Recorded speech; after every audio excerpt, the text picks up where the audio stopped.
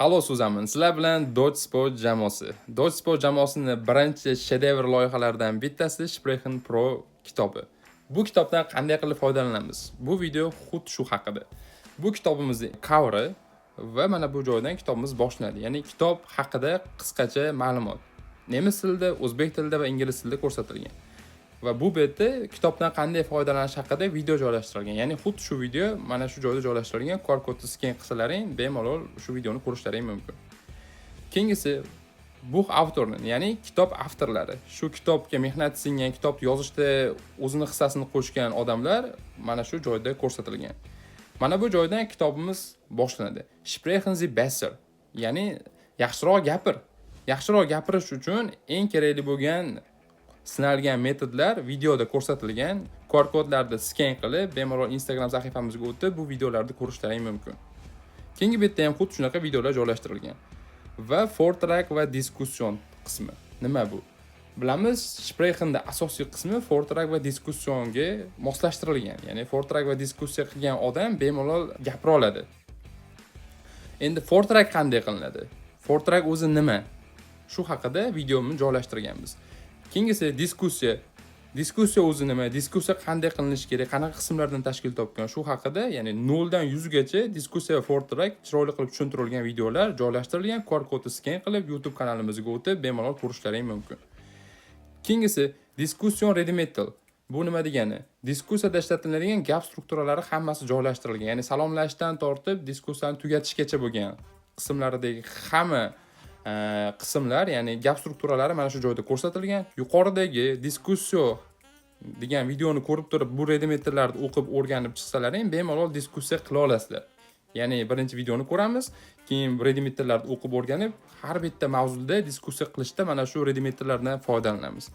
Keyingisi inhalt, ya'ni o'zbekchasiga mundarija deyiladi, kitobning qismlari. Kitobimiz ikkita qismdan tashkil topgan, asosiysi grammatika qismi va temalar qismi.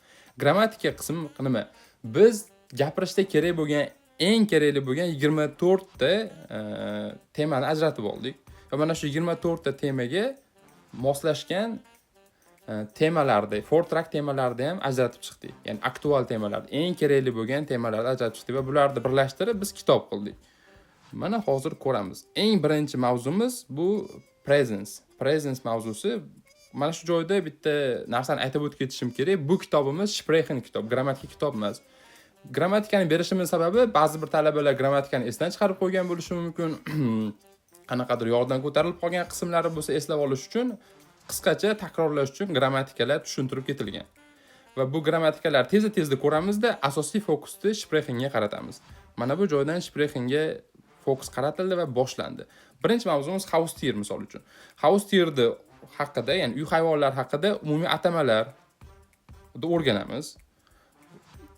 Uy hayvonlari nomlari qanaqa, ular qanday, nemis tilida qanday ataladi, bularni ham o'rganib chiqamiz. Va uy hayvonlarini kundalik hayotda ishlatadigan so'zlarimizni ham o'rganib chiqamiz. Ya'ni bular lug'at sezib turgan bo'lsa, ham Wortschatz.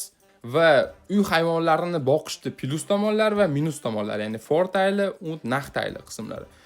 Bu kitobimiz zo'r tomoni sizlarga tayyor ideyalar beradi. Vorteil va u Nachteillari ham tayyor ko'rsatilgan. Biz uy hayvonlarini plus yoki minus tomonlarini gapirishimiz uchun albatta uy hayvonlarida plus va minus tomonlar nemischa nomini ham bilishimiz kerak. Bularni qidirib yotibmiz. Biz kitobda tayyor bular ko'rsatilgan.